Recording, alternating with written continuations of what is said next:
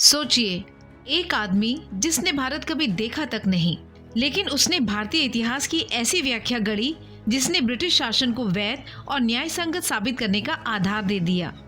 उसकी एक किताब महज किताब नहीं, बल्कि भारत को दुनिया की नजरों में कमतर साबित करने की स्क्रिप्ट थी। उसका नाम था जेम्स मिल। आज सवाल यह नहीं कि वह इतिहासकार था या नहीं, सवाल यह है, क्या वह भारतीय इतिहास का सबसे बड़ा विलेन था? जेम्स मिल एक स्कॉटिश लेखक और विचारक था। वह ईस्ट इंडिया कंपनी के विचार तंत्र के करीब था। 1817 में उसने एक किताब लिखी, the history of British India, और यहीं से शुरू होती है कहानी।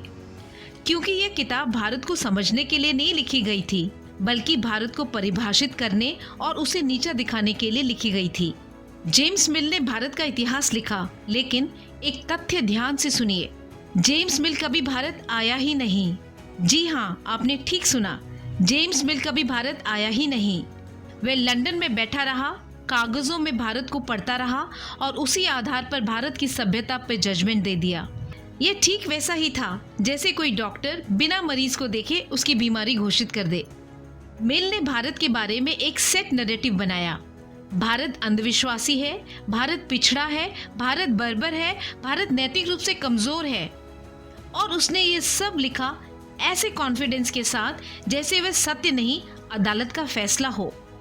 पर सवाल है, मिल को भारत को इंफीरियर साबित करने की जरूरत क्यों थी?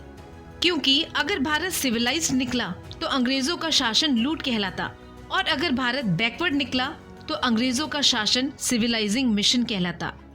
जेम्स मिल ने भारतीय इतिहास को 3 हिस्सों में बांटा, हिंदू पीरियड, मुस्लिम पीरियड और ब्रिटिश पीरियड। ऊपर से देखने पर यह क्लासिफिकेशन नॉर्मल लगता है, लेकिन असल में यही सबसे जहरीला हिस्सा था। क्यों? क्योंकि इससे भारत का इतिहास धर्म के खांचे में कैद हो गया, और यही सोच आगे चलकर कम्युनल डिवाइड को फ्यूल करती रही। भारत का इतिहास सिर्फ हिंदू बनाम मुस्लिम नहीं था, यह संस्कृति, भाषा, व्यापार, विज्ञान, दर्शन, राजनीति, इन सब का जटिल संगम था। मिल ने उसे सिंप्लीफाई नहीं किया, उसने उसे डिस्टॉर्ट किया। मिल के अनुसार ब्रिटिश शासन मॉडर्न, रैशनल और सुपीरियर था, और भारत बैकवर्ड, यानी उसने अंग्रेजों का शासन भारत पर जरूरी और उपकारी बताया।